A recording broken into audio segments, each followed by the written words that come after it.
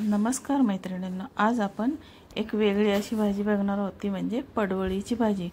तर बघा मैत्रिणींनो, पडवळ ही सगळीकडे सर्व ठिकाणी उपलब्ध असते, पण याची भाजी कशी करायची हे बरेच जणांना माहिती नसते।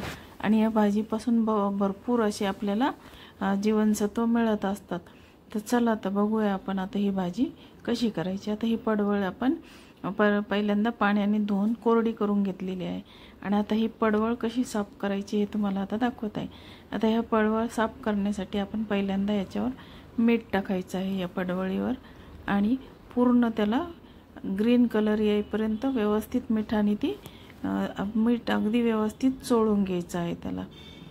तर बघा मैत्रिणींनो, अशा पद्धतीने ही पडवळ अशी साफ करून घेतात। आता याला मीठ लावायचं आणि भरपूर अशी चोळून घ्यायची आहे, त्याच्यामुळे सर्व त्याचा वरचा व्हाईट जो भाग असतो तो निघून जातो आणि ग्रीन भाग येईपर्यंत आपल्याला ते मीठ चोळायचं आहे। तर बघा अशा पद्धतीने याला आपण मीठ लावून व्यवस्थित असं चोळून घेऊया। ती पडवळ हिरवी दिसेपर्यंत आपल्याला ती चोळून घ्यायची आहे। आणि आता तुम्हाला दाखवते ती कशा पद्धतीने चिरून घ्यायची आणि साफ करायची आहे। आता ही पडवळ आपण मीठ लावून व्यवस्थित आता चोळून झालेली आहे। आता याचे मध्यभागी 2 तुकडे करून घेतलेले आहे आणि आता ही आपल्याला मधून चिरायची आहे। आणि आपण आता ही पूर्ण ओपन करून घ्यायची आणि एक चमचा घ्यायचा आणि चमच्याच्या साहाय्याने त्याचे जे मध्ये बी वगैरे असतं ते सर्व चमच्याच्या साहाय्याने क्लीन करून घ्यायचं। तर मग अशा पद्धतीने ही पडवळ आपण क्लीन करून घेतलेली आहे। चोळून घ्यायचं आणि व्यवस्थित आता ते मीठ चोळल्यानंतर 2 भाग करून त्याचे मधले सर्व बी काढून टाकायचे आणि असे बारीक बारीक स्लाइस त्याच्या करून घ्यायचे आहेत। असे बारीक बारीक आपण त्याचे तुकडे करून घेऊया। तर बघा अशा पद्धतीने ही पडवळ आपल्याला चिरून घ्यायची आहे। अगदी टेस्टी अशी याची भाजी तयार होते। आणि या भाजीपासून आपल्याला भरपूर प्रमाणामध्ये विटॅमिन्स मिळतात। यापासून B12 वाढते, युरिक ॲसिड कमी होते आणि शुगरसुद्धा कंट्रोलमध्ये येते। तर अशी पडवळ अगदी बहुगुणी पडवळ आहे ही। तर याची भाजी मी तुम्हाला दाखवत आहे। तर बघा अशा पद्धतीने आपण चिरून घेणार आहोत, बारीक बारीक अशी चिरून घ्यायची आहे ही पडवळ। आणि अगदी टेस्टी अशी याची भाजी लागते आणि शिजायला सुद्धा बिलकुलही वेळ लागत नाही या भाजीला।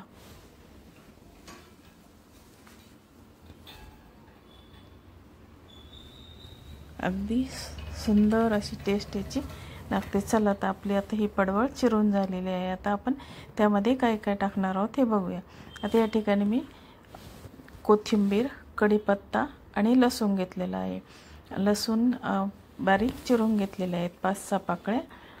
आणि आता यामध्ये घालणार आहोत आपण भिजलेली मुगाची डाळ। आता ही मुगाची डाळ मी अर्धा तास अगोदरच भिजत ठेवलेली होती। आणि तुम्हाला जर चणा डाळ वापरायची असेल तर तुम्ही चणा डाळ सुद्धा यामध्ये वापरू शकता। तर बघा अशा पद्धतीने आता ही डाळ भिजत घातलेली आहे। आता आपण गॅसवर कढई ठेवूया आणि त्यामध्ये अर्धी पळी मी तेल टाकलेलं आहे। आता ही अर्धी पळी तेल टाकून घेतल्यानंतर आता ही पडवळ आपण थोडंसं पाण्याने स्वच्छ ती धुवून घ्यायची, पुन्हा एकदा मीठ त्याचं काढून टाकायचं आहे। आणि आता आपलं तेल गरम झालेलं आहे आणि आता फोडणी करून घेऊया आपण जिरे मोहरीची।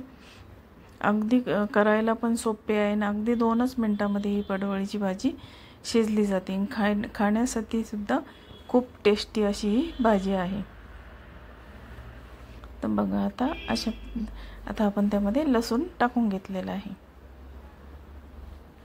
आता लसूण टाकल्यानंतर ते पुन्हा आपण थोडंसं लालसर लसूण होऊ द्यायचं आहे। आणि आता यामध्ये काही मी मसाले टाकून घेणार आहे। यामध्ये कांदा लसूण मसाला, लाल मिरची पावडर, हळद, हिंग टाकलेला आहे।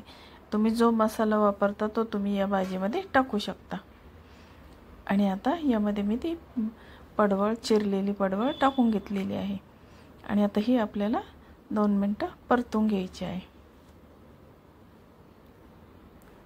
आणि आता मी कढीपत्ता टाकून घेणार आहे, कारण कढीपत्ता तेलात टाकला तर तेल सर्व शेगडीवर उडते, त्याच्यामुळे कढीपत्ता हा नंतरच टाकायचा. आणि कढीपत्ता टाकताना नेहमी चिरून टाकायचा, त्यामुळे त्याचा स्वादही वाढतो आणि तो मुलांच्या पोटातही जातो, कारण तो चिरून टाकल्यामुळे तो भाजीबरोबर खाल्ला जातो. आणि आता यामध्ये आपण मीठ टाकून घेऊया. तर बघा आता हे आपण मीठ टाकून घेतलेलं आहे. आता व्यवस्थित आता पुन्हा एकदा आपण ती हलवून घेऊया. आणि आता जी भिजलेली डाळ आहे मुगाची ती त्यामध्ये मी टाकून घेतलेली आहे.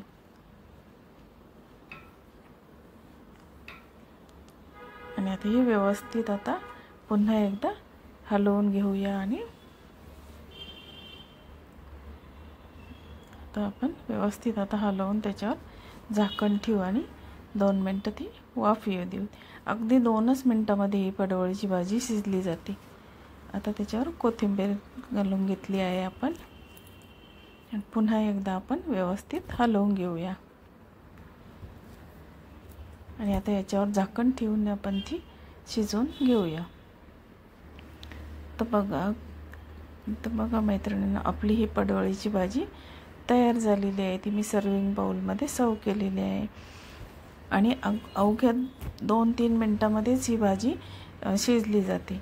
तर तुम्हाला ही पडवळीची भाजी कशी वाटली, आवडली तर लाईक, शेअर, सबस्क्राईब जरूर करा आणि तुम्हीसुद्धा नक्की करा.